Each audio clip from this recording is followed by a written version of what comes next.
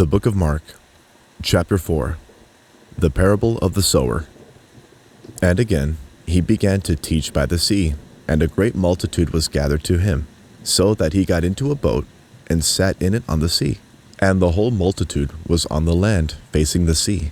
Then he taught them many things by parables, and said to them in his teaching, Listen, behold, a sower went out to sow, and it happened as he sowed, that some seed fell by the wayside, and the birds of the air came and devoured it.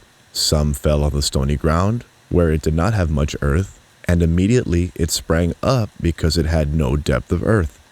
But when the sun was up, it was scorched, and because it had no root, it withered away. And some seed fell among the thorns, and the thorns grew up and choked it, and it yielded no crop. But other seed fell on good ground, and yielded a crop that sprang up, increased, and produced, some 30-fold, some 60, and some 100. And he said to them, He who has ears to hear, let him hear. The purpose of parables. But when he was alone, those around him and the 12 asked him about the parable. And he said to them, To you it has been given to know the mystery of the kingdom of God, but to those who are outside, all things come in parables, so that, seeing, they may see and not perceive, and hearing, they may hear and not understand, lest they should turn, and their sins be forgiven them. The parable of the sower explained. And he said to them, Do you not understand this parable? How then will you understand all of the parables?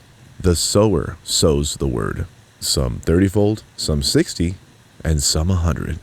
When they hear, Satan comes immediately and takes away the word that was sown in their hearts. These, likewise, are the ones sown on stony ground, who when they hear the word, immediately receive it with gladness. And they have no root in themselves, and so they endure only for a time. Afterward, when tribulation or persecution arises for their word's sake, immediately they stumble. Now, these are the ones sown among thorns.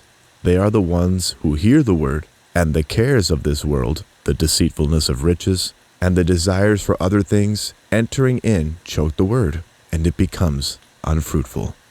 But these are the ones sown on good ground, those who hear the word, accept it, and bear fruit, some 30-fold, some 60, and some 100. Light under a basket. And he also said to them, Is a lamp brought to be put under a basket or under a bed? Is it not to be set on a lampstand? For there is nothing hidden which will not be revealed, nor has anything been kept secret, but that it should come to light. If anyone has ears to hear, let him hear. Then he said to them, Take heed what you hear. With the same measure you use, it will be measured to you. And to you who hear, more will be given. For whoever has, to him, more will be given.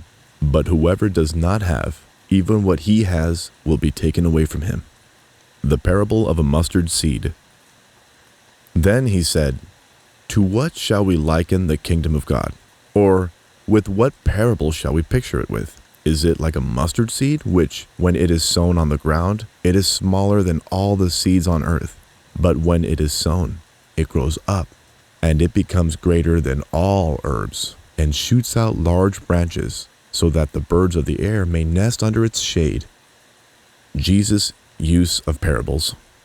And with many such parables, he spoke the word to them as if they were able to hear it. But without a parable, he did not speak to them. And when they were alone, he explained all things to his disciples. Wind and wave obeyed Jesus.